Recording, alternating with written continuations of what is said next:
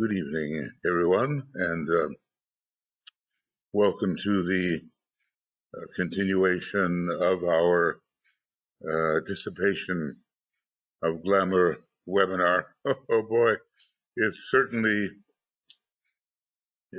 rife. It's everywhere, and you kind of wonder if before the third initiation, some of the major glamours might not be eliminated. You know, not the spiritual glamours necessarily, or the misapprehensions, but we have a whole lot of this kind of thing where we are. I had something last night. It was amazing. I just asked the people to write me. I said, "Look, let's talk about these things." The lady concerned was the. I haven't been written yet, but one of the people did write me. This person was the Aquarian avatar. See, that sense of proportion is so needed. It's a Libra thing, and when one has it, one has humility. And when one has humility, one is far less likely to, through humility, of course, not look how humble I am, you know, but far less likely to fall into this pit of glamour, you know. They run into books which have now taken over a great proportion of what used to be sound esoteric bookstores. And it's just part of the general withering, the so-called withering of the law, the withering of truth.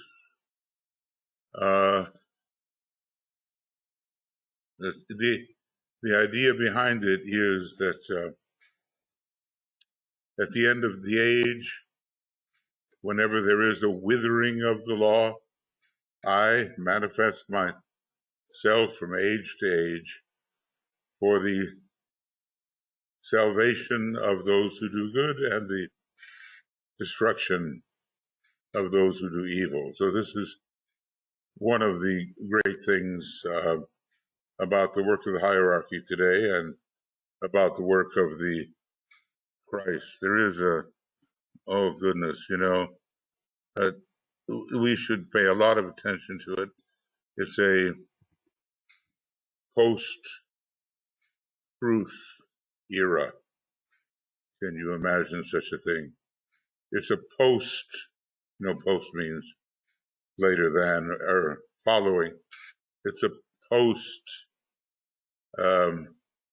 fact era. People want to have their own facts.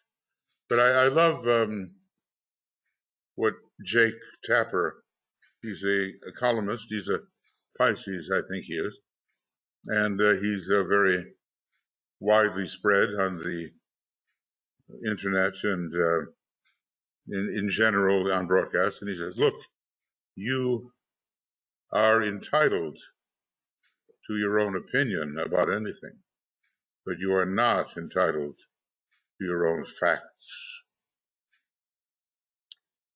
And I don't know what causes it, you know, and especially in Pisces where there's kind of a pralaya effect going on, a disillusion effect, an excessive fantasy effect. The Piscean energy does release the fanciful and the sort of let's pretend aspect of the human psyche. I'm remembering that as a kid, when I was just 4 and 5 years old, I used to like to listen to a radio broadcast called let's pretend, and it was a lot about Grimm's, the Brothers Grimm's fairy tales and things of that nature. But it's dangerous not to have a cool look at what's really happening and to sort of invent your own reality. And all of that is coming from the desire to maintain one's specialness. It's kind of it starts with egocentricity. Well, it really starts with misidentification. That's what we're going to deal with tonight. But it goes on to egocentricity, and then it goes on to a great absurd inflation of one's own worth and value to the whole, and then it finally goes on to those familiar things that we recognize as a kind of insanity, and that is megalomania. Megalomania. Well, I think those who think clearly about the next 5 years before the conclave, and probably even after, it's not going to be easy, friends. It's just not going to be easy, because this is now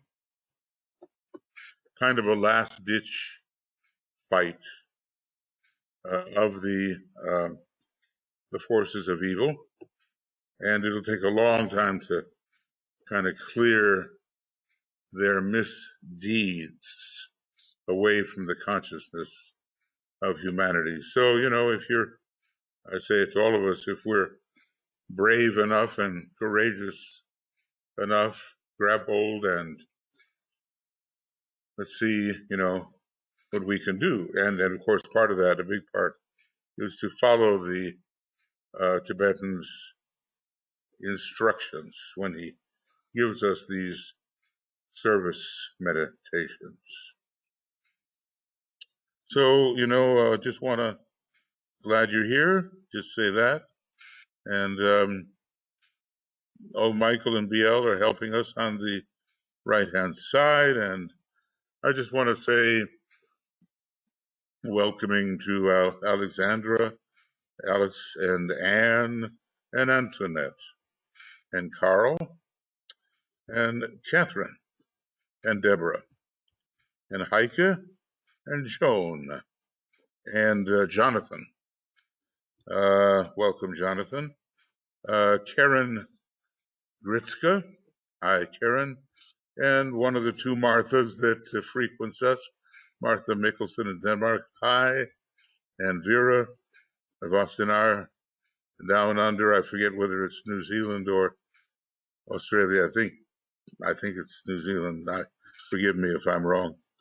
And Zenaidi and Veronica. And I know others will join us as we go along, but I can only afford to read one time. Okay. And by the way, right after I'll ask BL and Michael to put the link up. I have to make sure that I end maybe a little bit earlier than usual, because we have the treatise on cosmic fire, a study in depth and continuing, and we're talking about the identity of all souls with the oversoul. And by the way, if you ever get a chance, I know it's not as occult as Master DK, but it's profound. Read Ralph Waldo Emerson's essay. All of them are good, right? He was a transcendentalist in the middle of the 19th century, and he wrote about the oversoul. And it was just a wonderful essay, and I think you'll get something out of it. It was so impactful on me that I remember exactly where I was when I was reading it. And it's so unlikely given the place where it was. So, okay, friends, let's go on a little bit. We are reaching a new section, and we'll do some reading. This is a big red 82. And thank you, Michael, for putting Cosmic Fire up there. This is our 142nd program, and considering that we've had times when we couldn't do it together, it certainly hasn't been every week. If it had been every week, it'd be about 3 years, but it hasn't been every week. And so we've been at it, we've been at it quite a while, maybe almost 5 years, almost or so. And, as I say, Olivia, Tuya, and I got this thing going, and many people are doing glamour work in their own groups, and it's all to the good. Just protect yourself. Because, if you take the idea of illusion as a generality, you're entering the most illusory sphere, which attacks the consciousness of humanity. So proceed with caution and take seriously the protection exercise. Okay, well, a number of these groups of 9 people, the diagram is in telepathy and the etheric vehicle, which I actually, I just began today to do some video commentary on it. Of course, I failed. They somehow have a new format. Drives you crazy every time they change the format to try to figure out where the things you need really are. So anyway, I'll start again. I did about 18 minutes. It wasn't too bad, but then suddenly something happened. And anyway, I'll be starting to provide a treatise, a telepathy in the etheric vehicle, and Tuya and I will be working together on letters on occult meditation. And as you probably already know, either in written form or spoken form, the links for the rays and the initiations, initiation human and solar, the entirety of a treatise on cosmic fire, many things about the old commentary. Those things are all up there on Makara, and when Tuya and I are doing meditations, which are broadcasts, we are reading from the reappearance of the Christ. We're reading from the destiny of the nations, and this is our time, folks. I hope you can take it as seriously as I think I'm taking it. DK is giving out something new shortly.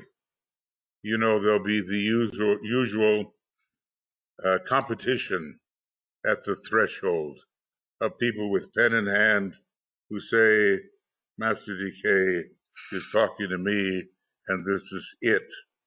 But I think we'll be able to recognize it just the way I think initiation, human and solar, revealed that only a master really could have written it with such wonderful clarity, precision about things entirely unknown to humanity. So that'll be in a little while. We'll have to bring that in. Yeah, we're going to try to. This is still housekeeping issues. People have not been getting their links, and that is for reasons that that BL is understanding quite well, and Michael and I'll just exclude myself from that circle just to say they've gone astray, and we're going to try to provide for you those links so that you can join these events and they don't go astray. Okay?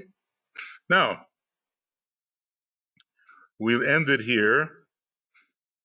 These are the four groups who are exchanging illusion for the intuition. That's what this whole thing is about. Exchanging illusion for intuition. Now remember, we dispel illusion. We dissipate, like clouds dissipate, glamour. And by the way, dispelling is so interesting. The word suggests a rapid disappearance of that which was substituting for the truth. When it comes to glamour, which is basically wrong desire, takes longer. Dissipation, like the clouds do not immediately disappear, and maybe Maya takes even longer. I forget the word. Is it dispersion or something like that? There's another word for getting rid of Maya, and maybe Michael or BL, if you come up with that word, just let me know. Periodically, I forget these things, but the important thing is to have the basis, okay? So you know how it is with intuition.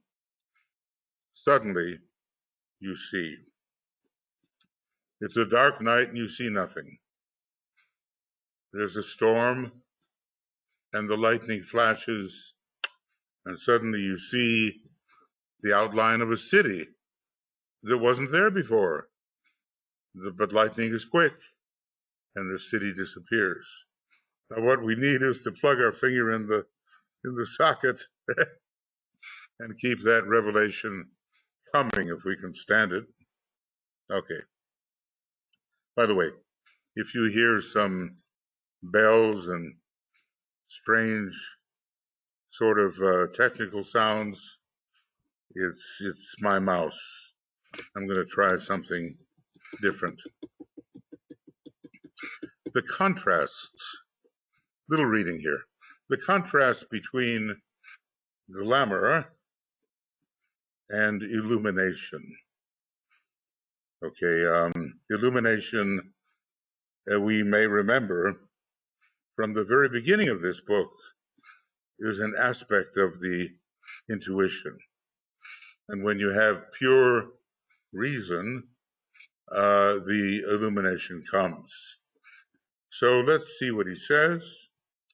One of the apt tests, or the most apt symbols by which one can gather some picture of the nature of glamour, is to picture the astral plane on three of its levels.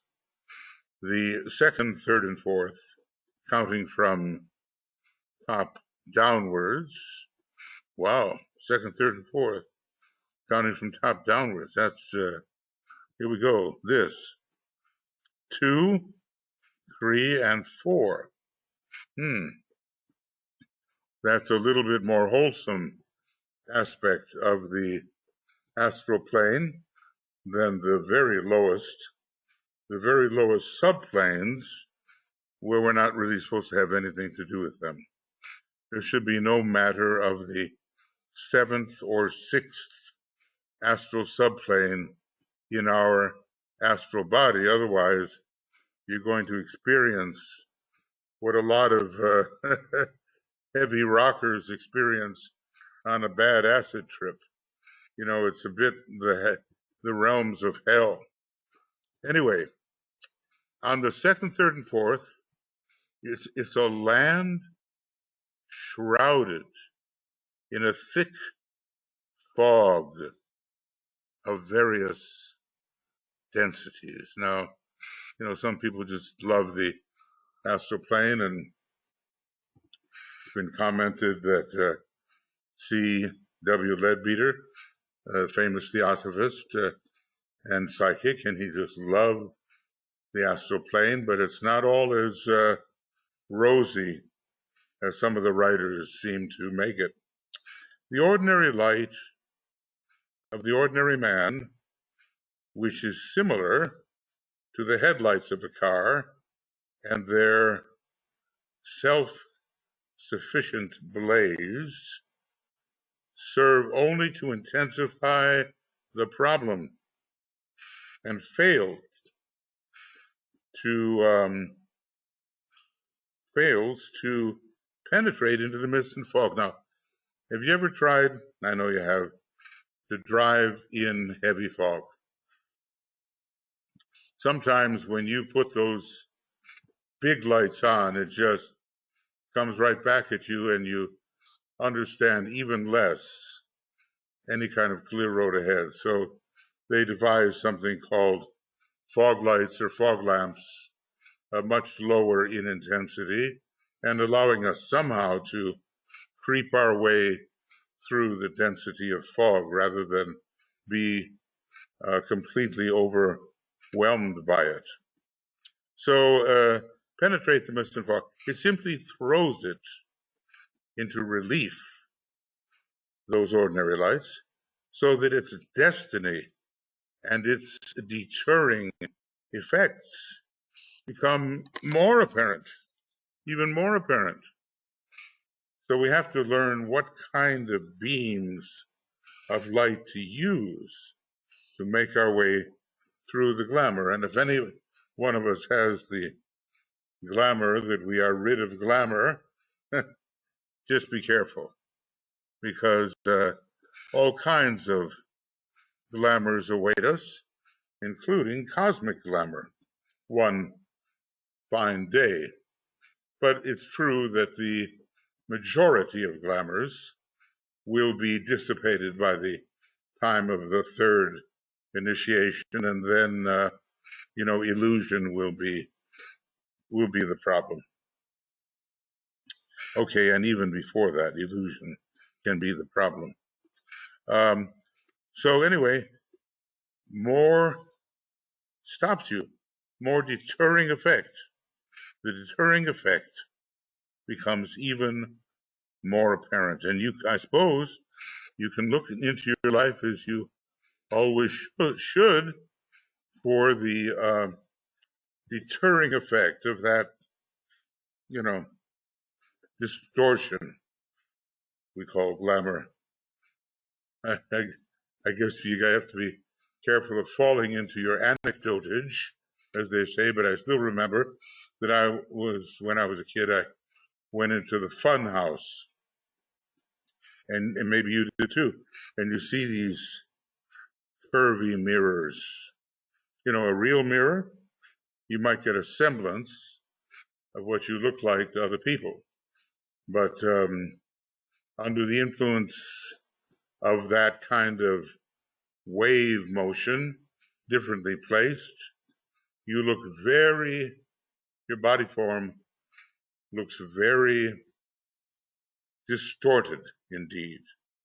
And so we have to get rid of that distortion to penetrate through the glamour. And Libra is so helpful, the sign Libra, because it is the sign of balanced form and rightly proportioned form. You're not going to have a head that goes down to your knees and little feet that you walk around on.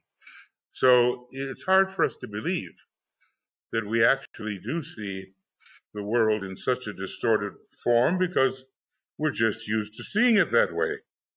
But on the other hand, we can change that myopic,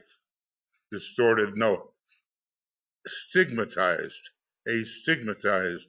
type of vision. The condition of the fog is revealed, but that is all. Can't see beyond it.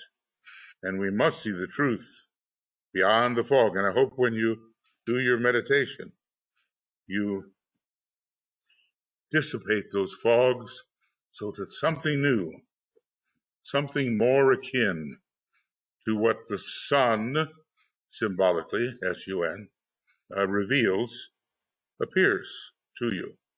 Okay, the condition of fog is revealed, but that's all. So it is on the astral plane in relation to glamour. The light, which is to man self-induced and self-generated, fails ever to penetrate into or to dissipate the gloom. I love it here. The gloom and the foggy miasmic conditions. Almost sounds like Edgar Allan Poe, or get Vincent Price to read some of those poems and stories. It's all very, very scary, but there are levels of the astral plane where you just don't want to go. And the concentration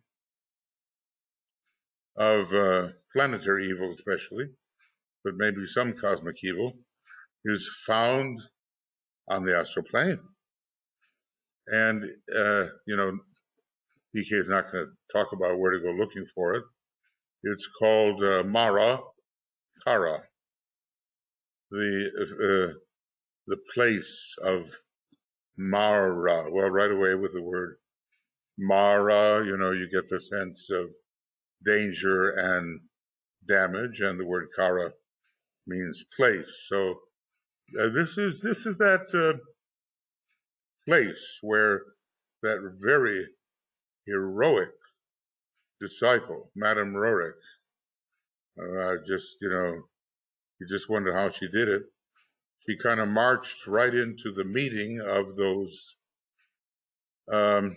evil human beings, assured them of their destruction, their doom, and walked right out without any damage to herself. Well, that's in the Agni Yoga books, or maybe letters to Helena Roerich, something of that nature. The only light, now look what he said here, the light which is in man, in the lower part of man, is ineffective, not effective. But there's another kind of light. Sorry for that sound. Hope you're not hearing it. Okay. The only light which can dissipate the fogs of glamour and rid the life of its ill effects is that of the soul which, like a pure, dispelling beam, possesses the curious and unique quality of revelation, of immediate dissipation, and of illumination. Sounds like they're getting rid of the fog quite quickly in this particular combination. So let's review that.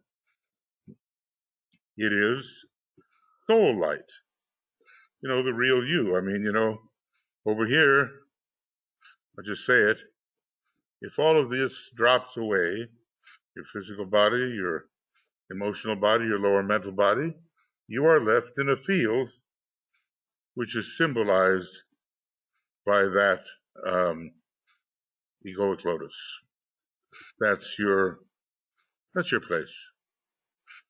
And it's very different.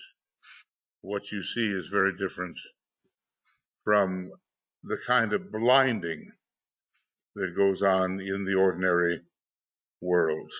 Now, every once in a while, I think we may take a trip in consciousness into this field, and DK tells us if we want to be successful in our meditation, that's exactly what we had better do. because we cannot be successful in our meditation if we do not focus, at least, within the higher mind. Okay, so that's a start. Now, what happens to the person who pulls in soul light? And remember, our meditation that we're doing, it asks us to touch soul light and imagine that we're bringing it down onto the mental plane where we blend it with mental light and etheric physical light. It asks us to put all those lights together and make a beam. You know, the horn of the unicorn, in a way, make a beam. And use your imagination and get in there with your group brothers and sisters and dissipate the veils, the glamours, and make the distortions go away. We are asked to do that. So soul light is very important. The revelation given or vouchsafed is different to that of the intuition, for it is the revelation of the glamour of that which the glamour veils and hides. In other words, it's going to have to do with true emotion, true aspiration. It's not going to be a distorted something that is being hidden. It's something much better than that.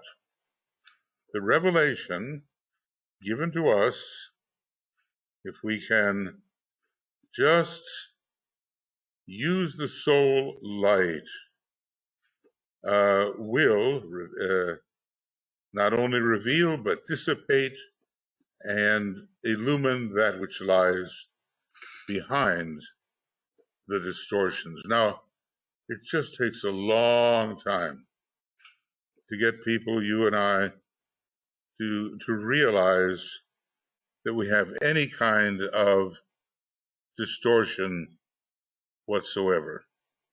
We're just used to how we see things and think about things, and it's the path of least resistance. Not to worry that our basic outlook in consciousness may be quite distorted. We don't think so. But then when we have an experience that is of a much higher quality, then we say, well, what was that in which I was living before? And on we go. Or maybe, a great teacher like the Christ or the Buddha, they can reveal those higher states of consciousness and make the ordinary, habitual states of consciousness no longer desirable. Okay.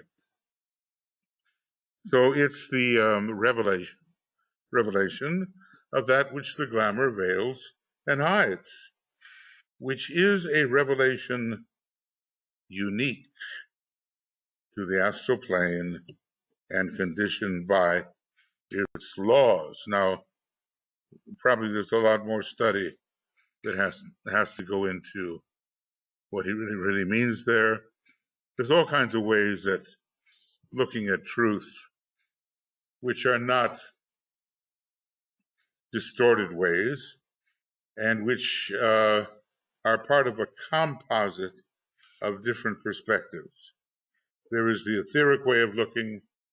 Well, there's the truth of the senses, the truth of the ethers, the truth of the astral plane, and the truth of the mental plane. Put them all together and you really get a good view, but you can look at any one of those separately.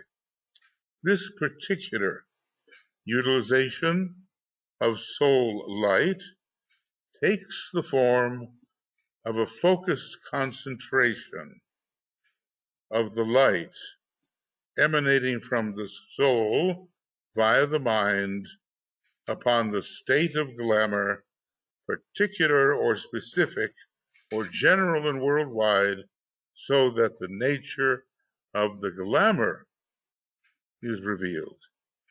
Its quality and basis is discovered, and its power brought to an end by a steady, prolonged period of concentration, which is given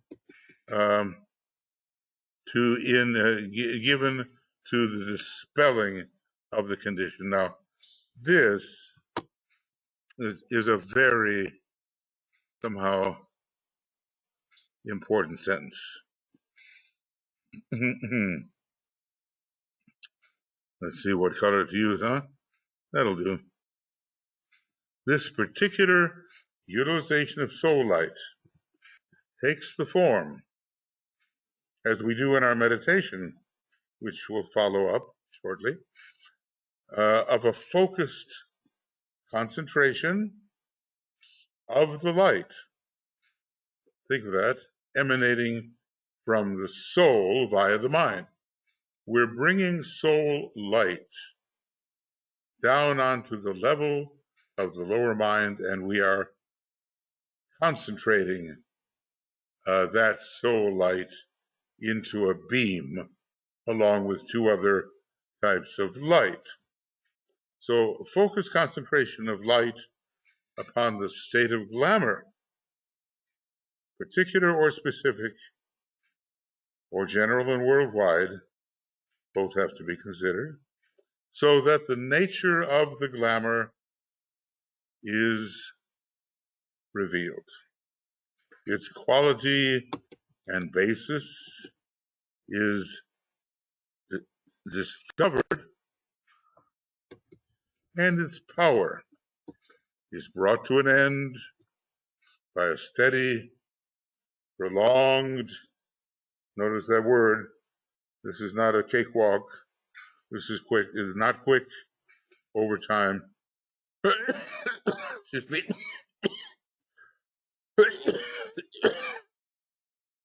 By a steady, prolonged period of concentration, which is given to the dispelling of the condition.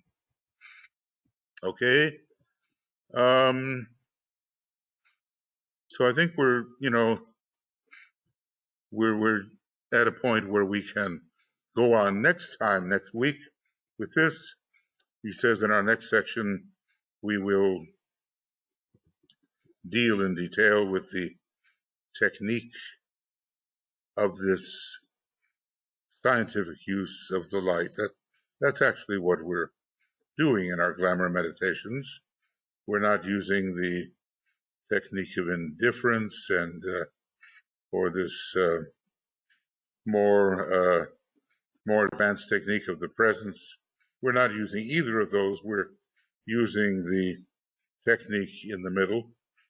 Therefore, I will not elaborate the theme at this point. I will only deal with that much of it as will enable you as a group to begin. Now, remember, we're back in the 1930s now.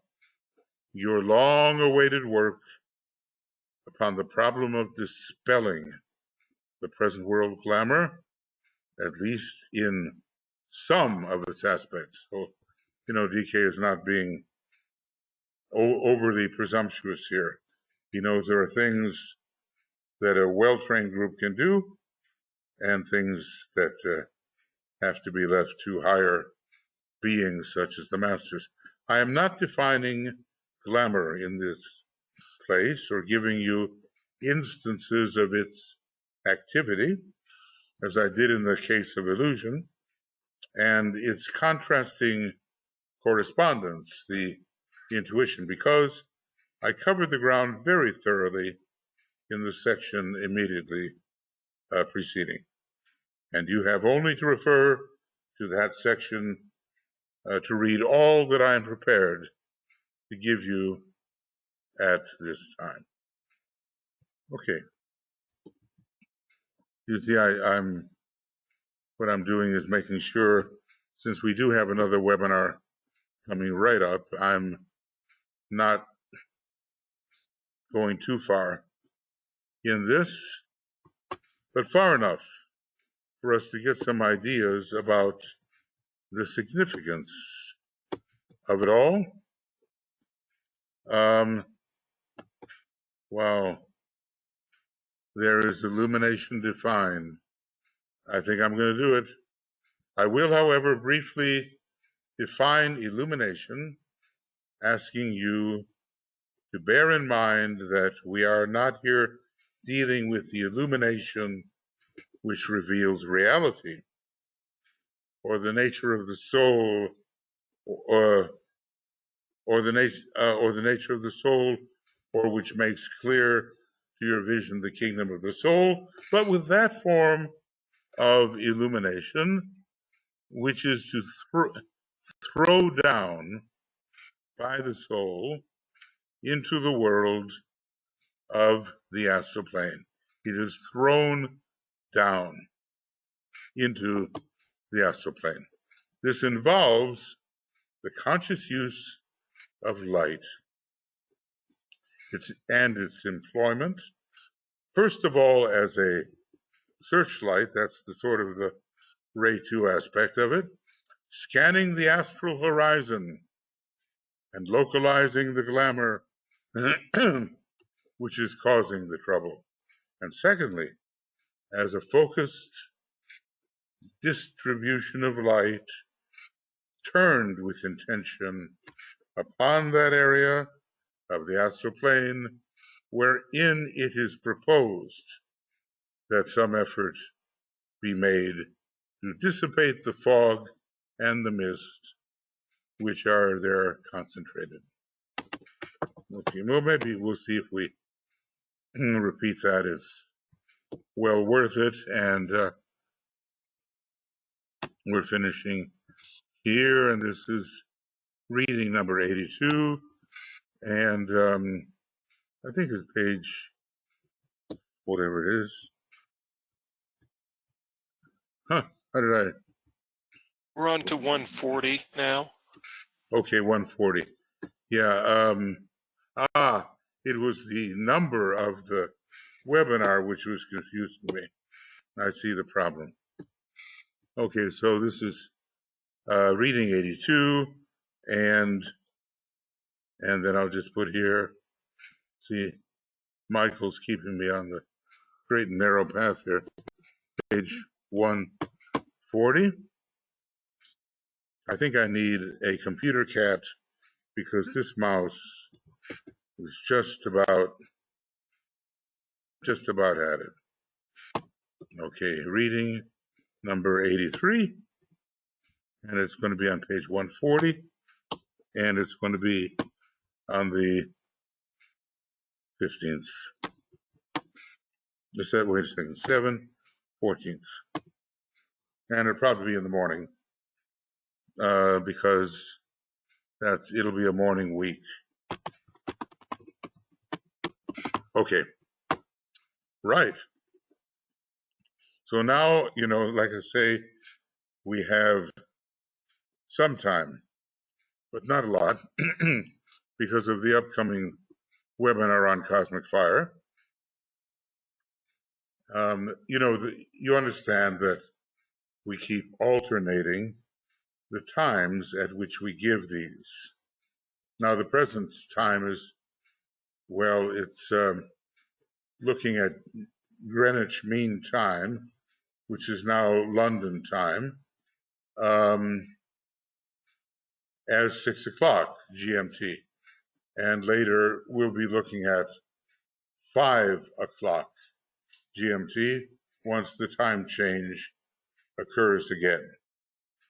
So, you're bound to pick up something, and if you don't, just go to Makara, and these are being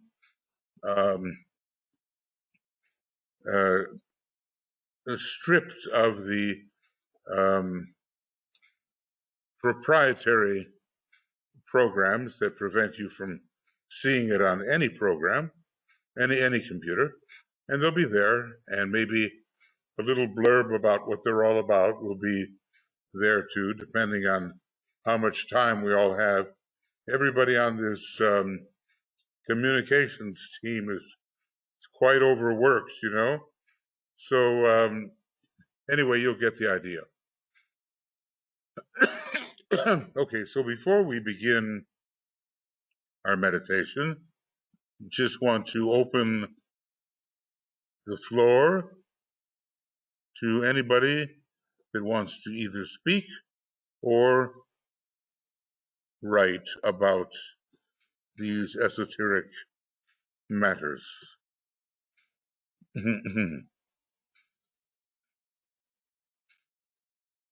Okay. Why don't you get into Alex's question?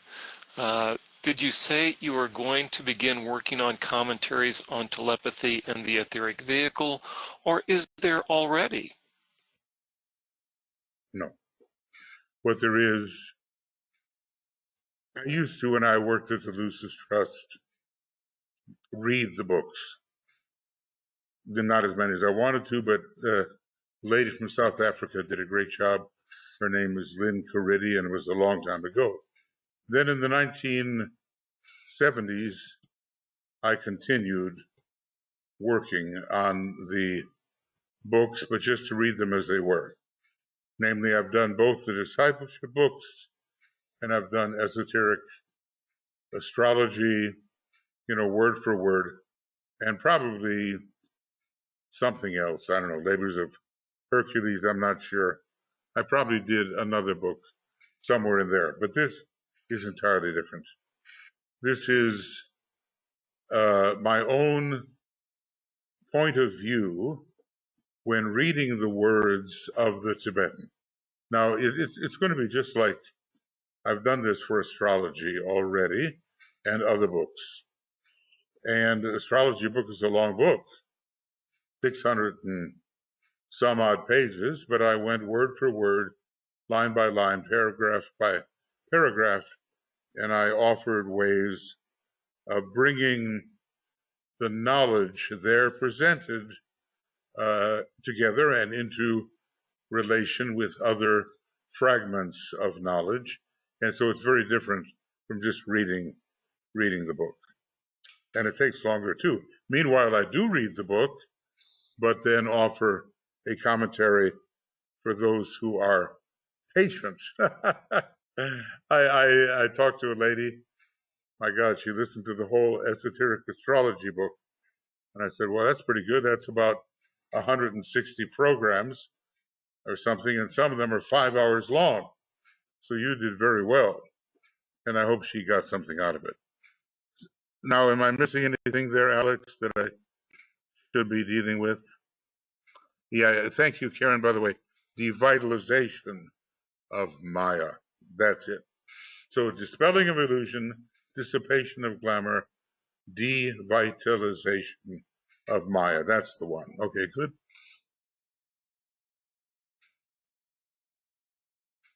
Let's see.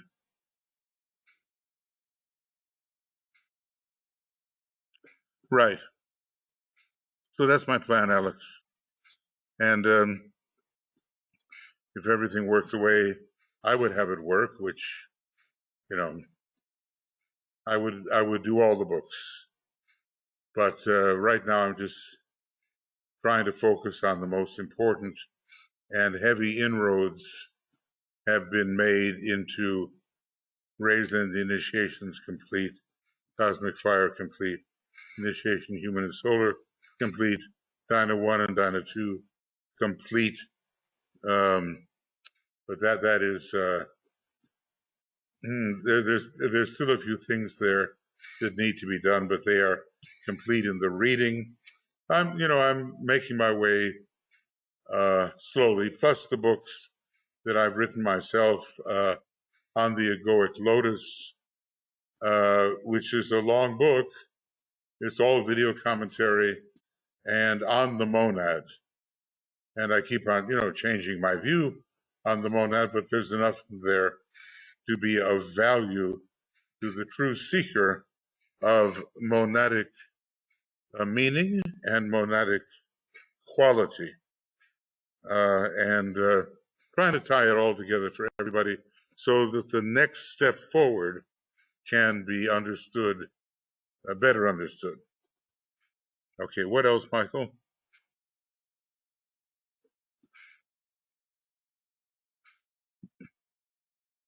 Vera has her hand up. Vera does. Okay, thanks, BL. Thank you. Get down to that area there under the V's. Okay, Vera, go ahead. Yes, I'm from down under New Zealand. Yeah. Now, burning comment about Helena Rerich. If she was of such a caliber of coming onto some meeting of Black Lodge, they're doing whatever she said she was doing. Well, I would think that that would involve that she should have enough intuition and illumination in her mind to recognize that Alice Bailey and DK were working on the truth. And I know about even this. if she had, yeah. So yeah. if this information comes from her, I wouldn't take it. Well, but she's so much on the first ray, and so what Moria said basically to her is that he saluted her at the beginning of some of this work for having sacrificed 2 lives in his cause. So as a first ray soul, brilliant woman, she had a lot of proven history of courage. Now, look, it doesn't mean she overcame everything. If you really want to get, I talked to Philip Lindsay. He wrote some astrological things about what it may be that Helena Roerich succumbed to. Maybe simply some strange form of jealousy. It's hard to say. There was a Mercury and the moon, I believe, a square relationship, and the sign Scorpio was involved. So sometimes one's imagination can run away with one, and you know the story of hunting for those on the left-hand path. It's like they're behind every tree and under every rock. So she was such a soldier, you might say. So I have all that material about where she went off the track with Alice Bailey. And I just don't pay any attention to it. I say she had, a bad month, a bad year, a bad whatever she had. It wasn't that in the beginning. They both worked in the same building. They both were friendly. They both went and did things together. And Alice Bailey was so appreciative. Well, of course, she's second ray, you know what I mean? Alice Bailey was so appreciative of what Helena Roerich had done that 2 of the more advanced sections in the study of the arcane school are given to the doctrine of the eye and the doctrine of the heart. And of course, the book Heart is used. So I think those crazy misunderstandings will resolve. It bothers me because, being so extreme, Helena Roerich had a lot of punch. And the bad part of it is you know how it's possible to read indiscriminately. So you say, hey, well, if Elena Rorik said it, it's true. Okay. And there are those people in Russia, especially, Yeah. who have read Alice Bailey off the page, and basically now they fight with the Bailey groups. That's the bad part, right? But there will be a straightening out of that. And what was her status? It's not for us to say, but I think she was right up there. I don't know. I don't suspect she's an initiate of the fourth degree, but she's pretty high up there, just the way Alice Bailey was. But you can have a bad day, Even an initiate of the third degree can have a experience where he or she wants to hold on to the content of the causal body and not relinquish it for what the Christ demands, which is a form of very high glamour or illusion. So, as I say, I ran into it. I was shocked. I read it all. I said, in the last analysis, this doesn't make any difference. We have Agni Yoga at its best. We have DK's writings through Bailey at their best. That's enough. That's how I operate in relation to it.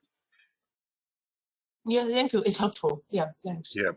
Okay, Vera. Yeah, don't, disciples can go off the tracks. They really can. And especially, what's really hard? If you have a following. Yeah. And the people in your following say, I changed my whole life. And now you're changing, now you're saying something different. We're all fallible. We're all fallible. You know what I mean? If you put a person on a pedestal and expect them to stay there, you're going to find yourself to be the one that's ripping down the pedestal eventually. So, we have to, as Bailey would say, sit light in the saddle about these things, I think. Yeah, thanks. Yeah. Okay, thanks, Vera. Okay, where are we now, folks? BL or Michael? Where are we? I think that's good. I don't see any more hands or comments. So if you want to start the meditation. Might do that because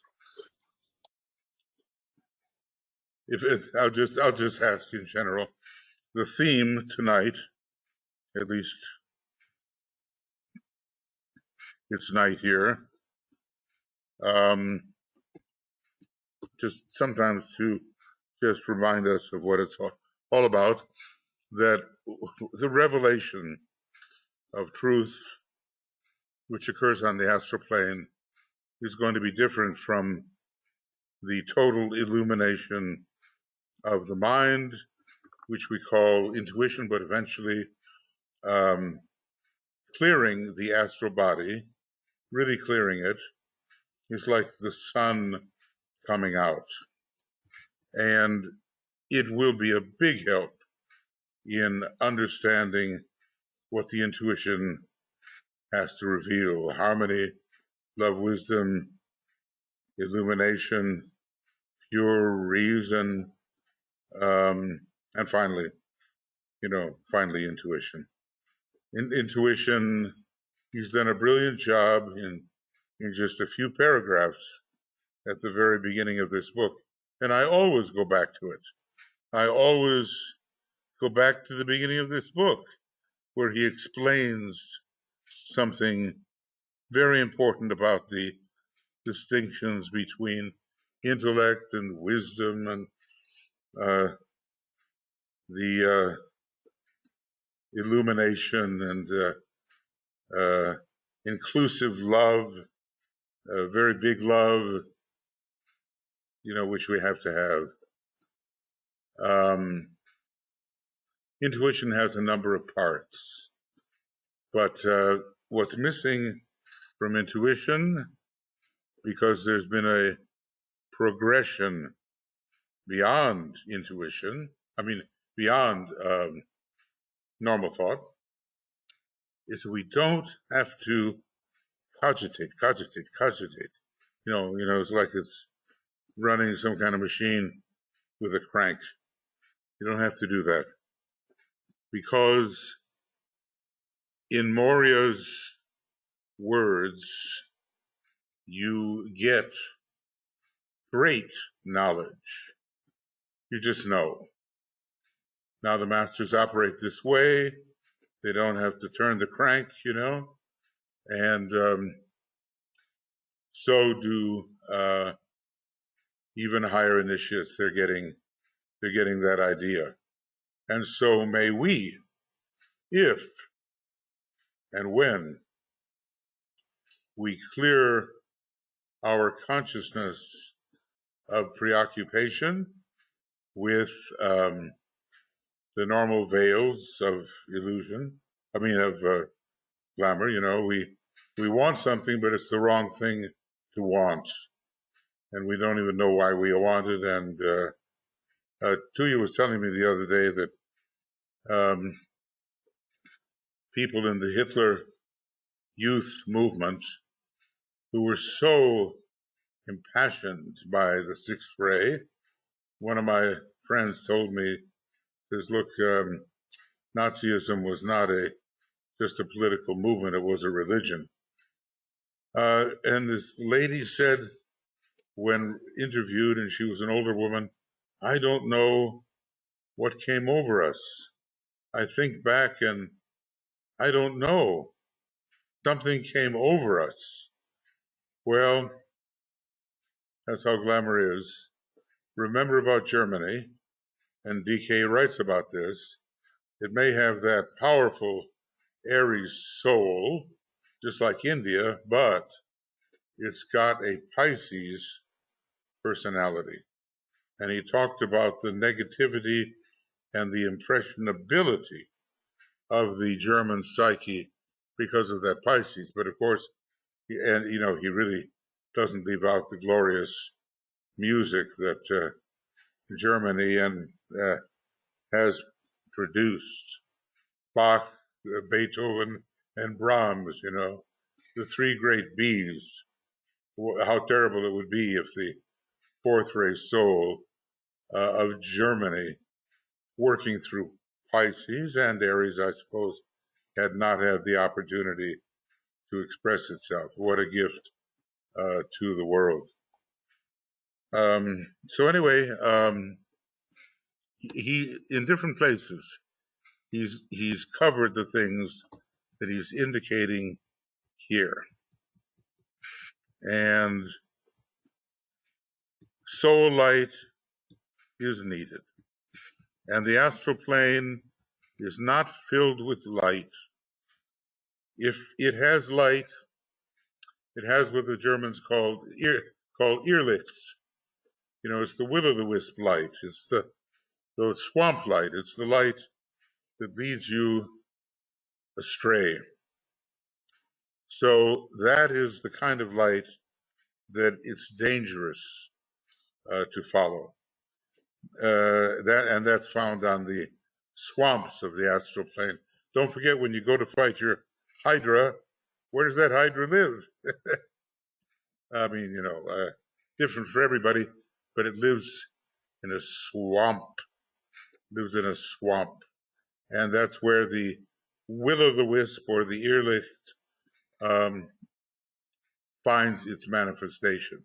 And you can follow it, and you're just going to drown in the mud, So it's very important for us as people being trained in esotericism to help others get rid of their love of glamorous phenomena. Just imagine that I'm King Midas and I want to be surrounded by gold. Okay, it's granted. You'll be surrounded by gold. Everything you touch will turn to gold, including your daughter. You know what I mean? We so often want what is no good for us because we've been conditioned to want it. And it was a lot worse in Atlantean days, says the Tibetan. So this is a path, friends, that calls for a certain sharpness of sensitivity and of intellect and of discernment so that we don't follow those lesser paths which lead to no good place. Okay?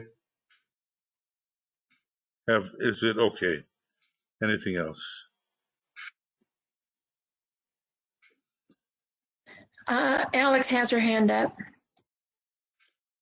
Okay. Alex, go ahead, please. Do you have time for another question? If I give a short answer. Okay, well then, maybe this isn't the right question. I just want you to, perhaps next week, say a bit more about helping others, you said, helping others Yeah. see through these glamours. Well, you know, first of all, the bad thing would be to put our own glamours on other people. And that's happening all the time. You believe it's the truth, and so like the third labor of Hercules, you play the role of the false teacher, Bucyrus, and before you know it, everybody's believing just the way you believe, and it's false. So that is what we have to avoid. But look what Master Decay is doing for us. And of course, he's a great teacher, and he's helping us see through the distortions that we might normally encounter on the astral plane. And because we've always done them, we think they're just right. So the very first thing we have to do, and it probably is not easy, and probably it takes someone's wife or husband to tell them what it is to think through and recognize the glamours that we may be expressing. They may be subtle. They may be quite unique to us. They may not fit on that nice glamour list on page 120 and 122 right in there in this book. But they are real, and they are inhibitory, and they are preventing progress, and they are preventing us from really giving that clear light in our conversations with others who are afflicted and are in our general association with them. I would just say that there's probably no way one can say a general thing about helping others overcome their own glamours except to educate and to teach when possible about what glamour really is, and to encourage people to find the things in their psyche that are blocking their way to a greater truth. And the first thing you're going to run into is, yeah, but I've always done this. Well, that's just the way I am. You know what I mean? That kind of excuse is almost a sure sign that something inhibitory is lurking. Now, it's not everybody's task to do that. It utilizes the head center, the heart center, and the solar plexus center, and then DK teaches us how to utilize the adjunct center as well. You can't be in all 10 C groups at the same time, but you can know something about all of them, and maybe it's your work, and maybe not. It's for those who are revealers of reality, you might say. That works for them. And there's a big 246 part of it, and it's the same, believe it or not, as the chakras used in the New World Religion group. I guess that's all I have to say about it. Anything else there, Alex, that you want amplification on? I just wanted to say that certainly my experience of talking to people or reasoning with people who are astrally polarized or politically polarized tends to be pretty ineffective, which is why, I picked up that you said that. And so I have, long reflected on this, as we are not yet at peak glamour in the world. It just seems to be increasing. I am reminded that, as you mentioned, Hitler, that in the book that's just come out, Appeasing Hitler, not only did nobody see it coming, but it took tens, hundreds, and thousands of people to enable turn a blind eye or not see clearly what was happening. Yeah. And so this just made me think, once again, Here we go. it comes back to us. It comes back to us, each taking that stand of, what is what we see clearly, what is glamour, what isn't, and what's to be done. I guess in our own lives. In our own lives. The point has to be reached where you say, look, a lot of things haven't worked. I want to be as honest with myself as I can be. And if you have a guide that helps you be a little bit honest, a little more honest, that's good too. So many of us avoid those tricky places where we'd rather not take a hard look. But the question is for everybody, and it can be a little depressing at times, I think, are you willing to take a hard look at yourself and what you really do and not just what you talk about? And I would say that Saturn-Pluto conjunction that we've just had in Capricorn, boy, that's about as realistic as you can get. So revelatory. yeah, I mean it's heavy. It's heavy. I've fallen under that. I've had to take some hard looks, because it landed exactly on one of my angles. So in astrology, when something potent lands on an angle, especially in the same degree, oh God. So, you have to look, really look. And then you have to be humble, which means that adjusted sense of right proportion. It's a Libra, quality. And you just have to have been burned often enough to try the right way.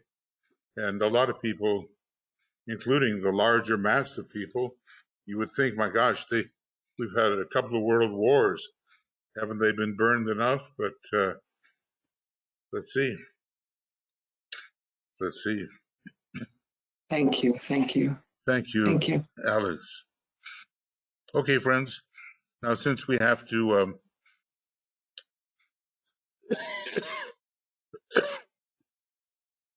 stop a little early, and I think that Michael put in the link for the cosmic fire. That'll, take us way out there. The great thing about DK is that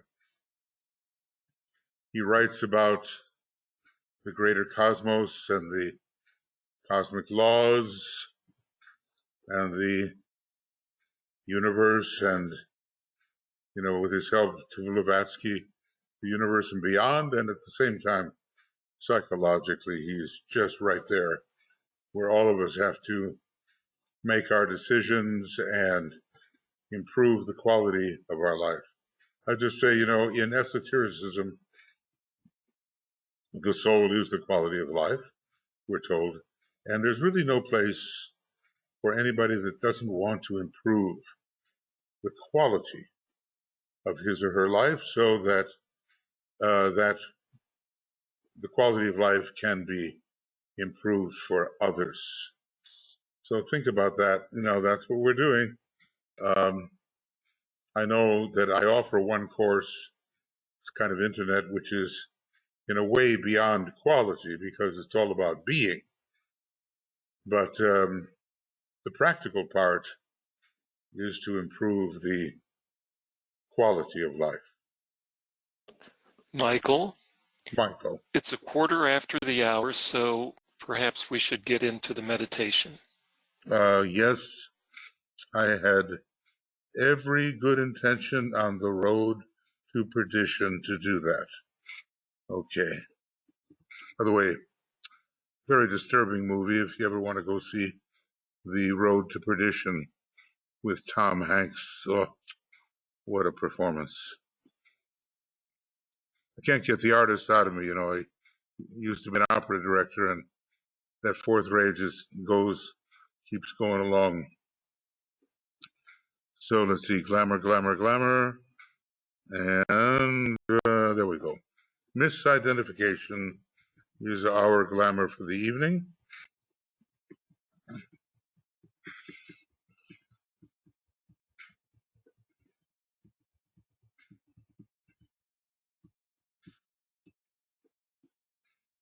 And I think you can figure out what this is all about.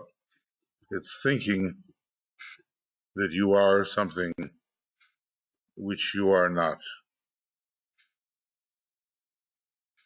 That leads to a host of problems.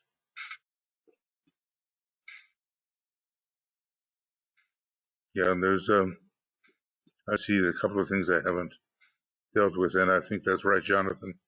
To dissolve is to disinvolve, and there's a lot of thought that could be given to that. Okay, but anyway, a little unusual tonight, and every 2 weeks or so, or maybe every 4 weeks, we have to deal with this kind of schedule.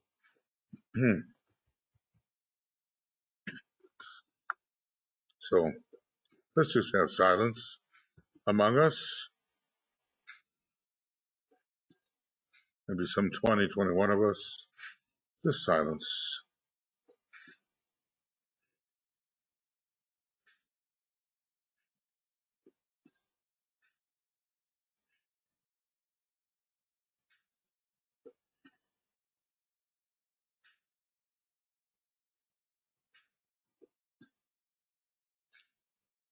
As we feel that everyone here is learning how to get that soul energy into the personality and to become an increasingly soul-infused personality.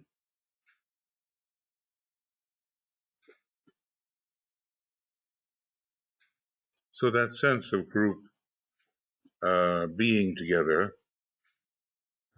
group consciousness, is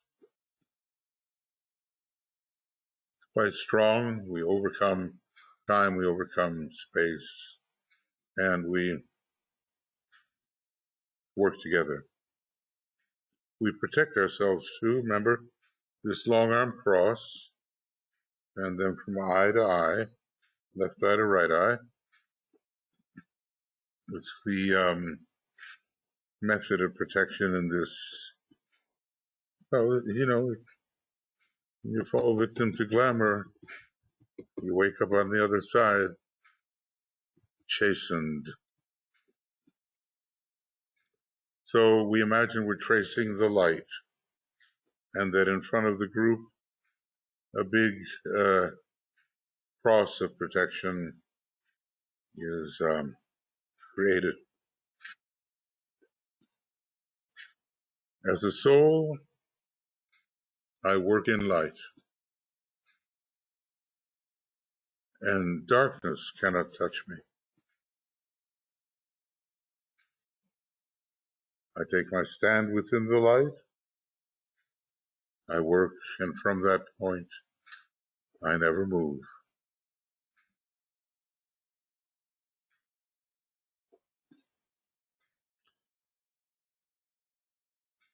This protection is important.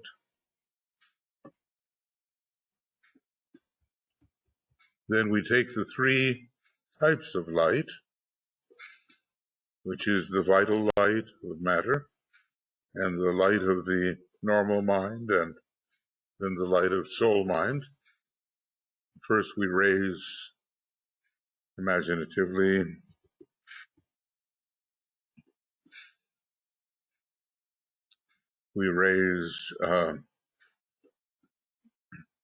the light, the vital light of matter, up onto the mental plane and blend it with the light of our customary mind, logical reasoning mind.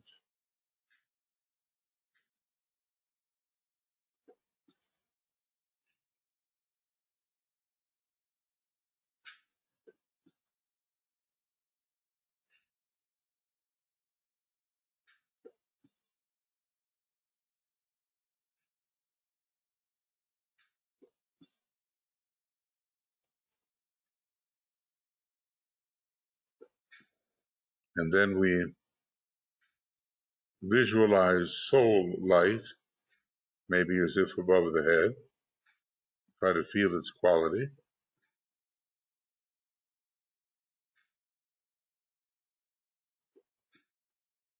And bring it down and fuse and blend it with the light of matter and the normal light of mind. You have a triple light now.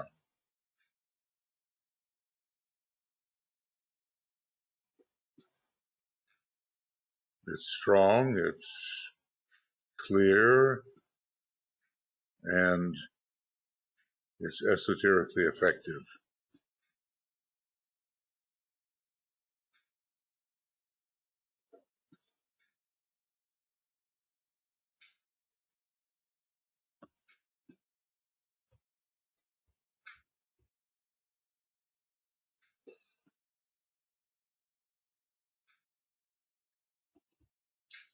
We're going to, from that triple light, we're going to produce a single beam, which is going to help us um, reveal glamour and dissipate glamour. So we say together, followed by the sacred word. You can do a longer om than I can at the moment. Not that, you have to do a long om, but I get cut short, so just go on. The light is one, and in that light shall we see light. This is the light that turns the darkness into day. Oh.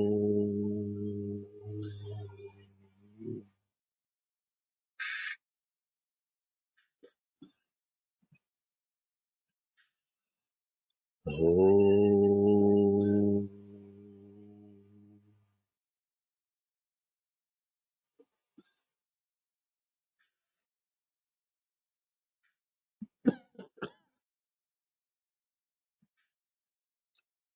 Oh.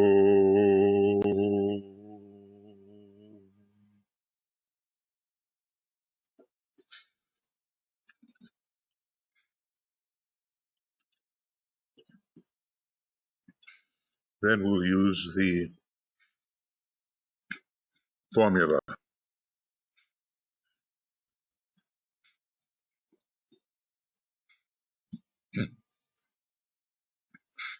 and we'll say together,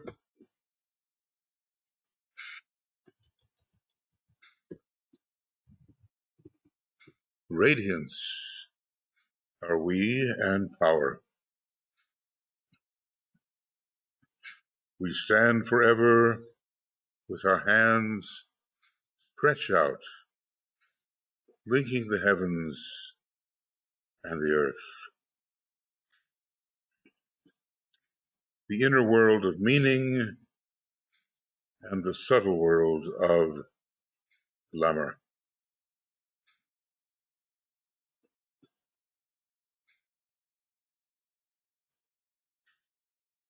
We reach into the light and bring it down to meet the need.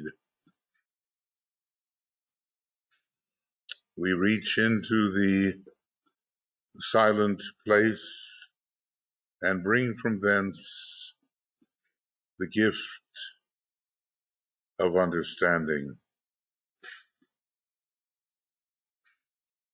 Thus with the light we work and turn the darkness into day.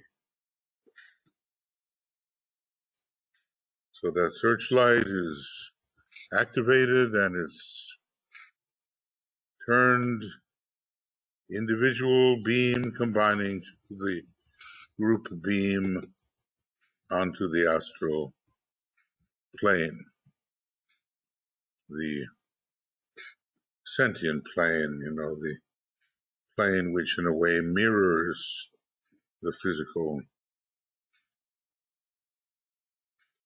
plane. So we have our beam,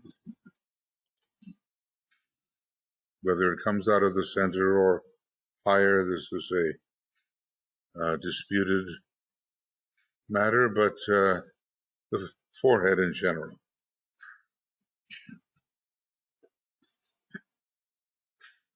And we're going to strengthen that beam because it has to find the glamour and it has to dissipate the glamour.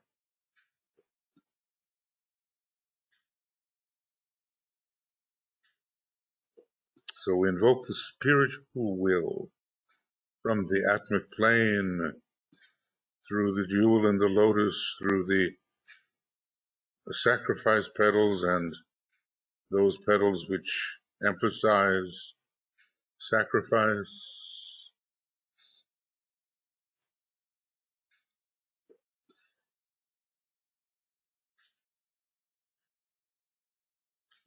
And we say this little mantram for the strengthening of the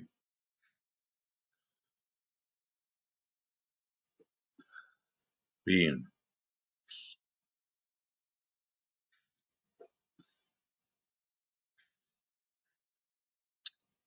With power upon its beam, the light is focused on the goal.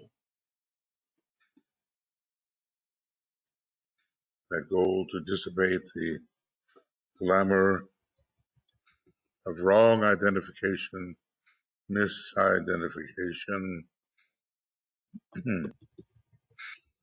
which means very simply we think we are one thing, but we're really something very different. Yes, we have our normal human nature, of course, but that's just the tiniest part of what we are when the veils will be removed and even the evildoers will see what they have done because, well, they will see.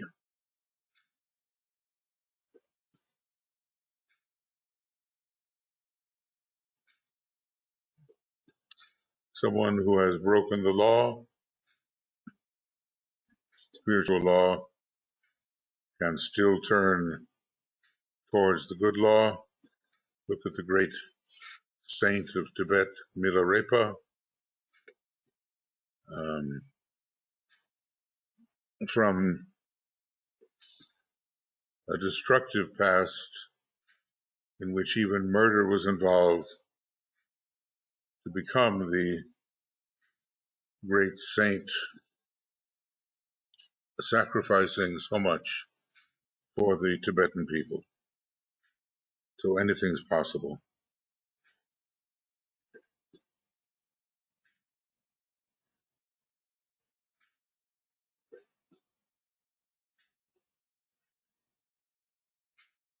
Now, misidentification is our purpose. It's so easy just to get stuck in the senses or in our emotions or to think our little concrete thoughts are truth. All of that is misidentification.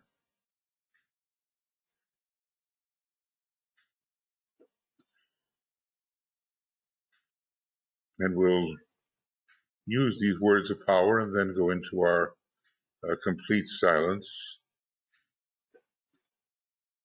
for 5 minutes, where we'll have, with the silence, intensity of purpose, and we'll proceed with our imagination as a member of the group the best we can. But first, to look at the words of power.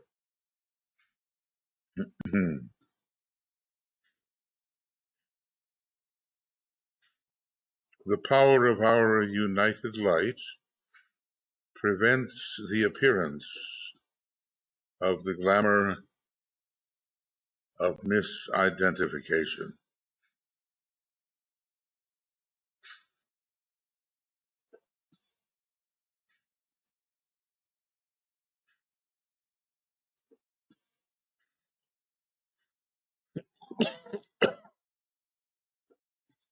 And man's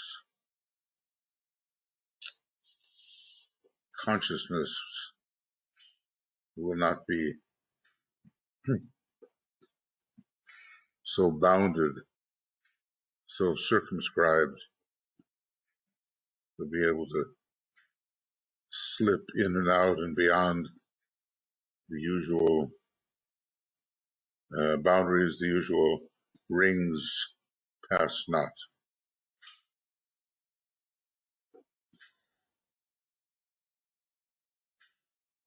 The power of our united light negates the quality of the glamour of misidentification from affecting humanity.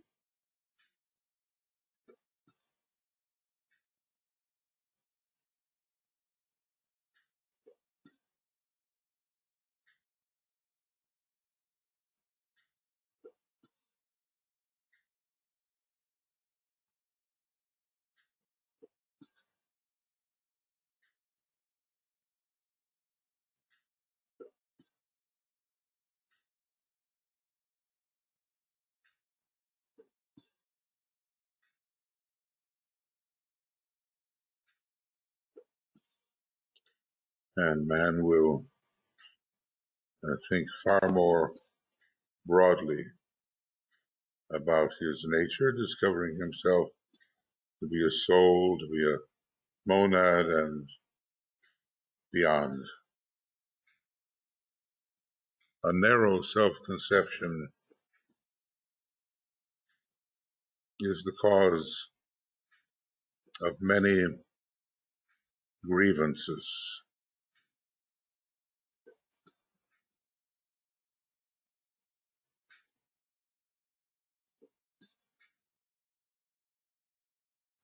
The power of our united light destroys the life behind the glamour. This is this glamour of misidentification. This is devitalization, as Karen pointed out.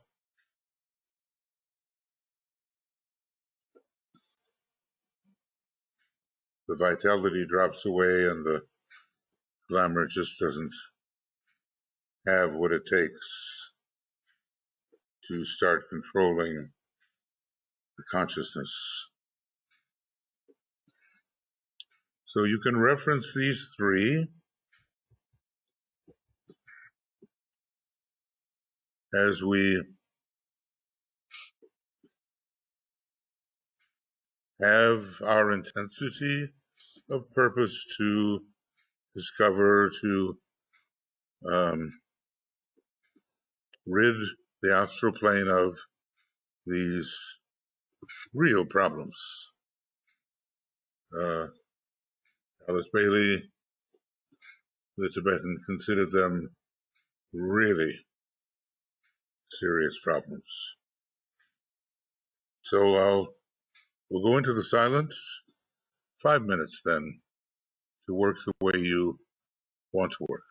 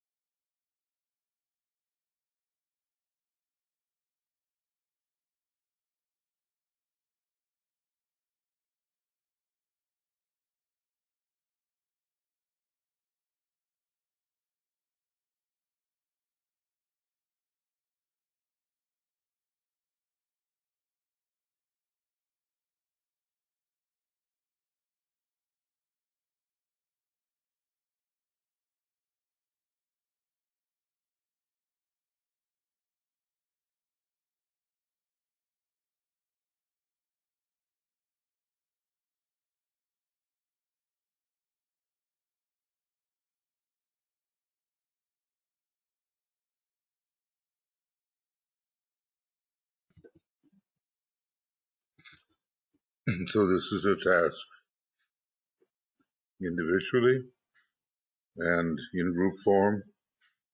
We have to know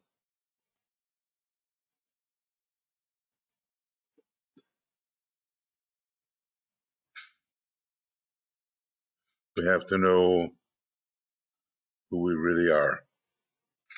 And at this point, pretty much what we are not. The whole study of Vedanta is based upon misidentification. Man identifies wrongly, and all of the errors of living the good life begin to occur. So let us think about who we really are. Now our beam is ready to be shut off. So we gather it together, bring it back to the mental plane in the imagination, and split it into three: soul light, mental light, vital material light. Light is matter.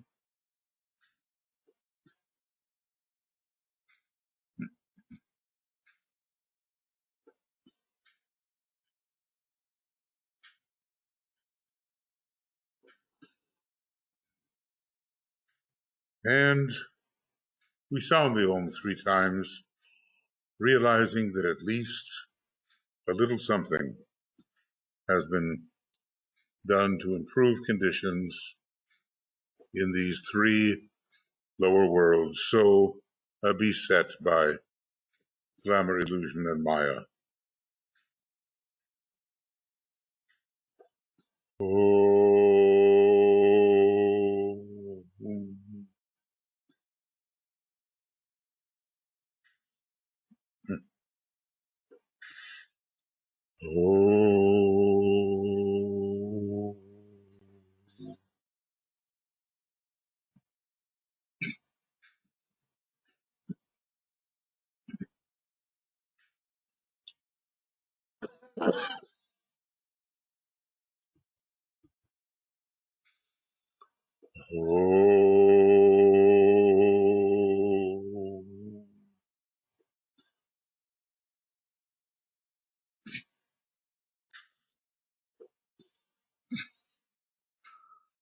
Okay, friends, thank you for being in attendance. We have to do a quick swap now and I assume if you look in the chat box, you have the link for a treatise on cosmic fire. BL, Michael, and I are going to try to get that up and running for you if you want to join us. And if not, we'll see you at whatever broadcast or webinar we do next. Tomorrow, the Soul of Nations, and we're working on the Esoteric United Nations, and that's a 7-year project, taking very little time, but maybe a little intensity of thought. And then on Sunday, another broadcast for the gathering of money or financial resources for the externalization of the hierarchy and the reappearance of the Christ, namely for hierarchical purposes. So lots of love, many blessings to We also have the full moon broadcasts. Got it. That's right. Thank you, Michael. That's tomorrow night at 8 o'clock GMT, preparatory full moon. And what time do you have when we have the start of the actual full moon broadcast? The actual full moon starts at 6 a.m. GMT. Right. And then about an hour and a half later, I assume we have the full moon itself, the correct time. Is that correct? At 7:33:08 a.m. GMT. Very good. So that'll be our usual link, which is from YouTube, and Tuya will be presenting those. Meanwhile, we'll get this up and ready for you as soon as we can. I want to thank all the staff, BL and Michael, and of course Joe Waltz and Tuya and Olivia for promoting this glamour work. Meanwhile, we'll make a quick change and we'll see you soon.